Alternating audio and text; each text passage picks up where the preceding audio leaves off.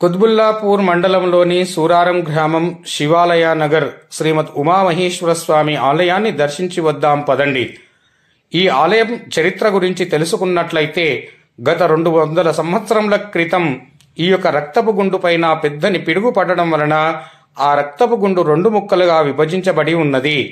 ఆ రక్తపు గుండు విభజించినటువంటి ఆ సొరంగ మార్గము ద్వారానే కైలాస సొరంగ మార్గముగా మాదాపురం మదన్ గౌడ్ గారు ఈ ఆలయాన్ని అభివృద్ధిలోకి తీసుకొని వచ్చి ఈ విధంగా ఎంతో చక్కని అభివృద్ధిని చేసినారు.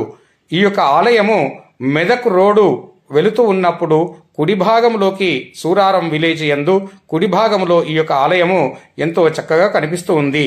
ధ్యానముద్రలో ఉన్నటువంటి శివుడు విగ్రహము, అటు నుంచి చూస్తే ఆ యొక్క ఆంజనేయ స్వామి విగ్రహము కనిపిస్తూ ఉంది. ఏనుగు ముఖముతో కలిగినటువంటి ఈ యొక్క ద్వారము కూడా మనకు దర్శనమిస్తుంది. అందరికీ నమస్కారం. నేను మీ కుమారస్వామి. నా యాత్రలో భాగంగా ఈరోజు సూరారంలోని ఈ యొక్క కైలాసగిరి మార్గం నుండి మనం లోపలికి వెళ్ళి ఆ ఆలయం గురించి తెలుసుకుందాం పదండి. ఎంతో విశేషమైనటువంటి ఈ ఆలయాన్ని దర్శించినటువంటి సమస్త భక్తులకు శుభాలు జరుగుతున్నాయట. పాపాలను తొలగి సుఖములను అనుభవిస్తున్నారట. ఈ ఆలయము ముందు మార్గము నుండా ఈ సొరంగ మార్గమునకు వెళ్లే ముందుగానే దేవతామూర్తులుగా ఇద్దరు మనకు స్వాగత తోరణము పలుకుతూ ఉంటారు. ఈ స్వాగతం పలుకుతున్నటువంటి దేవతలను దర్శించి ఆ సొరంగ మార్గము నుండి లోపలికి వెళ్ళవలసి ఉంటుంది. ఎందరో భక్తులు ఇక్కడి నుండి లోపలికి వెళ్ళి ఆ కైలాసగిరి మార్గము నుండి లోపలికి వెళ్ళి ఆ స్వామివారిని దర్శించుకుంటారు. ఒక పక్క శివుడు ధ్యాన ముద్రలో కూర్చున్నట్లుగా, ఇంకొక పక్క ఆంజనేయ స్వామి ధ్యాన రూపంలో కూర్చున్నట్లుగా మనకు పైన ఆలయం దర్శనమిస్తుంది.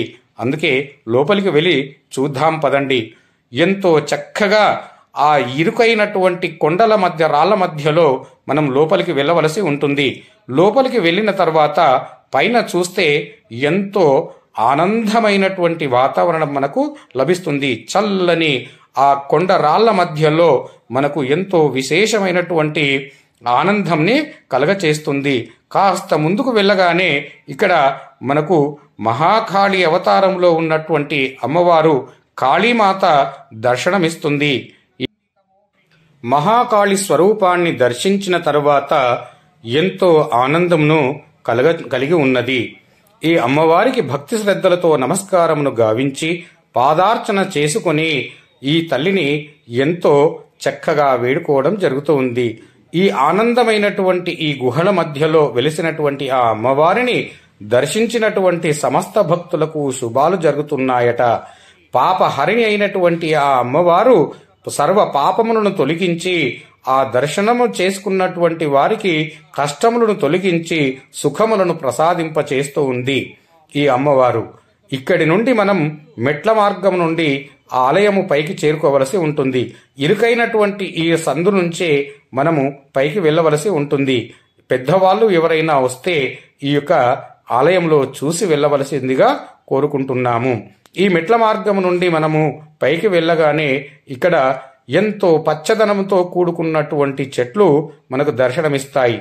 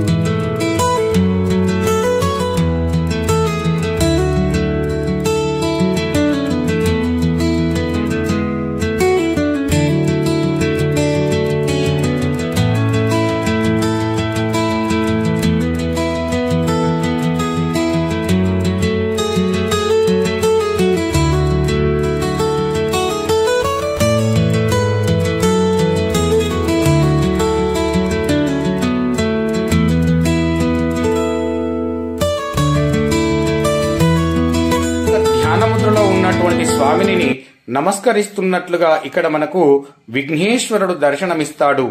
ఈ గజముఖము కలిగినటువంటి విఘ్నేశ్వరుని దర్శించినట్లు వారికి, ముందు పూజలను ఆచరించినటువంటి వారికి శుభములను కలుగుతాయి, విఘ్నమును తొలగి సుఖమును అనుభవిస్తారు. అందుకే ధ్యానముద్రలో ఉన్నటువంటి ఆ శివుణ్ణి, ఆ విఘ్నేశ్వరుడు దర్శనమును గావించుకున్నట్లుగా ఇక్కడ విగ్రహం ఎంతో చక్కగా దర్శనమిచ్చింది. ఈ యొక్క ధ్యానముద్రలో ఉన్నటువంటి ముందు భాగమునందున శివుడు, వెనక భాగమునందున ఆంజనేయ స్వామి విగ్రహము మనకు దర్శనమిస్తుంది. ఇదిగో చూడండి, ఆంజనేయ స్వామి ఎంతటి చక్కని అవతారములలో మనకు ధ్యాన రూపములో మనకు దర్శనమిస్తున్నాడు. ఈ యొక్క శివ అనుభూతిని కలుగచేసేటటువంటి ఆ శైవ క్షేత్రమునందున ఈ విధములుగా ఆంజనేయ స్వామి శివుని విగ్రహాన్ని దర్శించుకుంటే ఎంతో మనశ్శాంతి ప్రసాదింపబడుతుంది.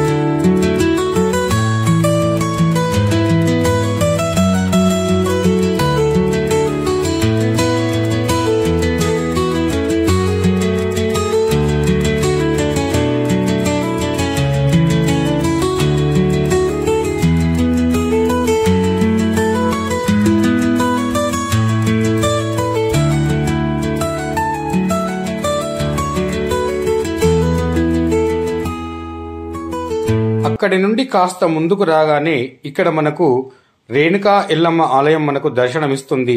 అమ్మవారిని దర్శించి మనం లోపలికి వెళ్ళవలసి ఉంటుంది. ఇక్కడ ఉమామహేశ్వర ఆలయమునకు ముందు భాగము నుండి కూడా ఒక రోడ్డు మార్గం, చక్కని రోడ్డు మార్గం ఉంటుంది. అక్కడి వరకు వాహనాలు కూడా వెళుతాయి. సొరంగ మార్గమే కాకుండా ఈ రోడ్డు మార్గం నుండి కూడా ఆలయానికి వెళ్ళవచ్చును.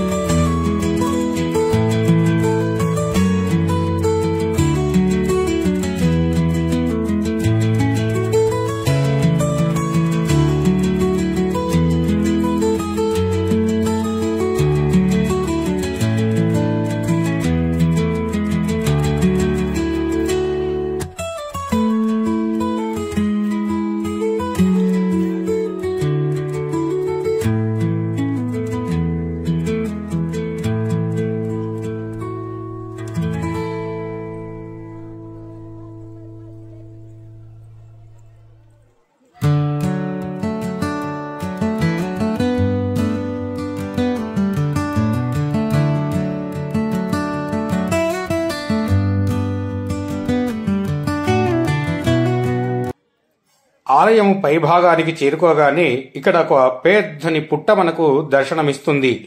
ఈ పుట్ట యందున కోరిన వరములను చేకూర్చేటటువంటి ఈ యొక్క చెట్టు వేప, అదేవిధముగా మేడి చెట్టు మనకు ఎంతో చక్కగా దర్శనమిస్తుంది.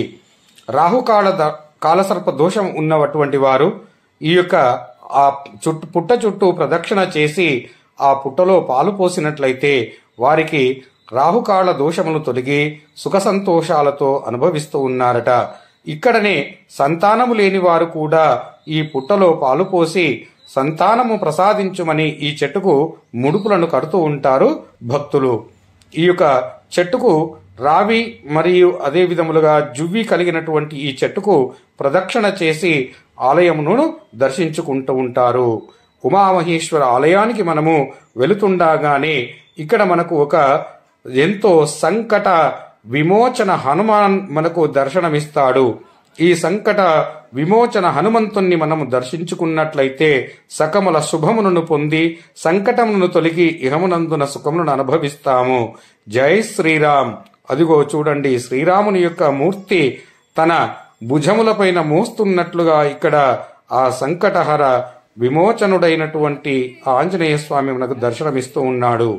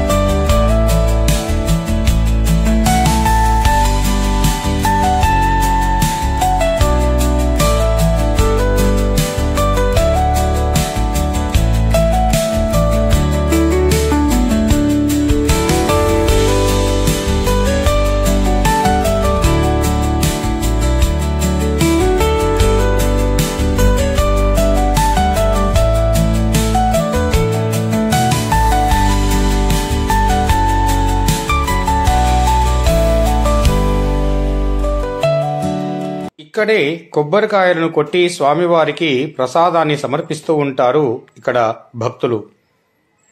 ఈ యొక్క ఆలయ ముఖద్వారం నుండి మనం లోపలికి వెళ్ళినట్లయితే స్వామివారిని దర్శించుకోవచ్చును.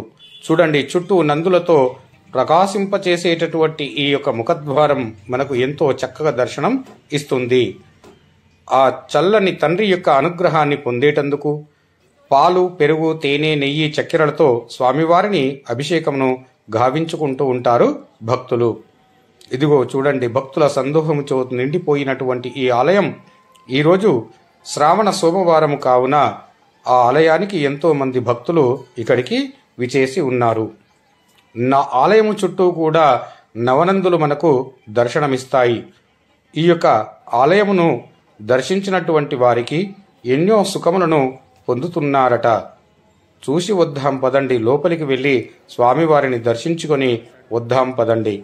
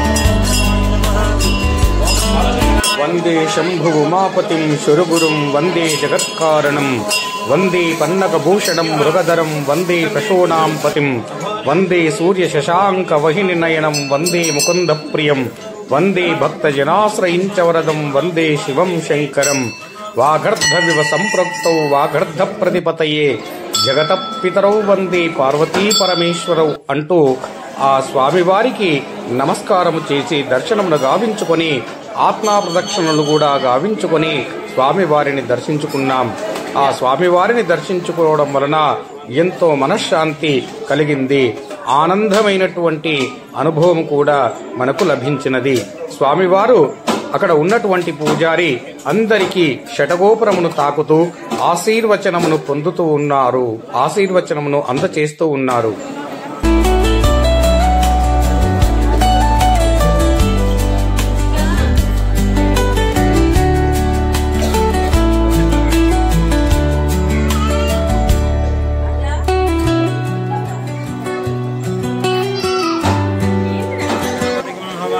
కవింగవీనాముపవస్త్రవస్తమం జ్యేష్ఠరాజం బ్రహ్మణాం బ్రహ్మణస్పద ఆన శృణ్వన్నోతిభిస్సేదసాదనం శ్రీమహాగణాధిపతయే నమః. ఉమామహేశ్వర స్వామి దేవస్థానం, సూరారం క్రాస్ రోడ్, హైదరాబాద్. ఈ యొక్క ఆలయం చాలా విశేషమైనది. ఎంతోమంది కోరికలు తీర్చి ఉమామహేశ్వర స్వామిగా పూజ చేస్తున్నారు. ఈ గ్రేటర్ హైదరాబాద్లోనే పేరు పొందినటువంటి నక్షత్రం ఇది. ఈ యొక్క ఆలయంలో శ్రావణ మాసము కార్తీక ఆంజనేయ స్వామి నాగదేవతలు ఉన్నారు. శ్రావణ మాసాన్ని పురస్కరించుకుని చాలా విశేషంగా పూజలు నిర్వహించబడుతున్నాయి. భక్తులందరూ కూడా అత్యసంఖ్య స్వామిని దర్శించుకున్నారు. గ్రేటర్ హైదరాబాద్లోని ఈ ఆలయం గత 35 సంవత్సరాలుగా కోరిన కోరికలు తీర్చే ఉమామహేశ్వరునిగా ప్రసిద్ధి చెందింది. ఈ ఆలయం మెయిన్ రోడ్ మీద కొండపై ఉండడం మూలాన ఈ మహాశివునికి ఎంతో దూర జిల్లాల నుండి ప్రజలు స్వామివారిని దర్శించుకుంటారు. ఈ ఆలయం విశేషాలు ఏంటంటే, ఒక పెద్ద గుండు ఉండే, ఆ గుండు మీద 200-300 సంవత్సరాల క్రితం పిడుగుపడి సొరంగ మార్గం ఏర్పడ్డది. ఆ సొరంగ మార్గం గుండా భక్తులు వచ్చి స్వామిని దర్శించుకుంటారు. అదేవిధంగా కొండపైన స్వయం సిద్ధంగా నంది ఉంది. ఆ నంది మీద శివుడు, పార్వతి, వినాయకుడు వీళ్ళందరూ కూడా దర్శనమిస్తారు. మరి అదేవిధంగా ఈ ఆలయము ప్రశాంతత ఒక మారు పేరు. ప్రతి భక్తుడు కూడా ఇక్కడ వచ్చిన తర్వాత పచ్చని చెట్లతోని ఆహ్లాదకరంగా ఉంటూ మనశ్శాంతి రావాలంటే ఈ ఆలయాన్ని కంపల్సరీ దర్శిస్తూ ఉంటారు.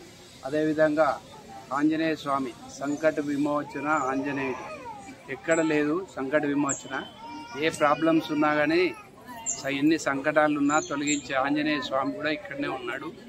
అదేవిధంగా నవగ్రహాలు. మరి కార్తీక మాసంలో ప్రతి సోమవారం విశేషమైన పూజలు ఉంటాయి. ఆ విశేష అలంకరణలో స్వామివారి దర్శనమిస్తారు. మరి అదేవిధంగా కళ్యాణ మహోత్సవం కూడా ఉంటుంది. 1,00,000 దీపారాధన ఉంటుంది. ఆ కళ్యాణ మహోత్సవంలో హంపి పీఠాధిపతులు విద్యారణ్య భారతి స్వామీజీ గారు స్వయాన వచ్చి కళ్యాణంలో ఉండి కళ్యాణం చేపిస్తారు స్వామివారికి. కాబట్టి భక్తులందరూ కూడా స్వామీజీని దర్శించుకోవచ్చు. అదే మహాశివరాత్రి అప్పుడు కూడా వార్షికోత్సవం పెద్ద ఎత్తున నిర్వర్తించడం జరుగుతుంది. ఆ మహాశివరాత్రి కనీసం 2 కిలోమీటర్ల లైన్ ఉంటుంది. అదేవిధంగా హైదరాబాదే కాకుండా వివిధ జిల్లాల నుండి ప్రజలు పెద్ద ఎత్తున ఈ ఆలయానికి వచ్చి మహాశివరాత్రిలో పాల్గొంటారు. ఈ ఆలయం ముఖ్యంగా ప్రశాంతతకు ఒక నిలయం. నా యాత్రలో భాగంగా ఈరోజు నేను మీకు ఈ ఉమామహేశ్వర క్షేత్రాన్ని చూపించినాను. కావున ఈ యొక్క ఆలయం గురించి ఎంతో విషయాలను ఆ మదన్ గౌడ్ గారు మనకు తెలియచేసినారు. కాబట్టి ఈ ఆలయాన్ని దర్శించినటువంటి సమస్త భక్తులకు శుభాలు జరగాలని కోరుకుంటూ ఉన్నాను. అదే విధములుగా నా యొక్క వీడియోలను నచ్చినట్లయితే లైక్ చేయండి, షేర్ చేయండి, సబ్స్క్రైబ్ చేసుకోండి. ఇంకా ఇలాంటి వీడియోలను మీకోసమై నేను తేవడానికి సిద్ధంగా ఉన్నాను.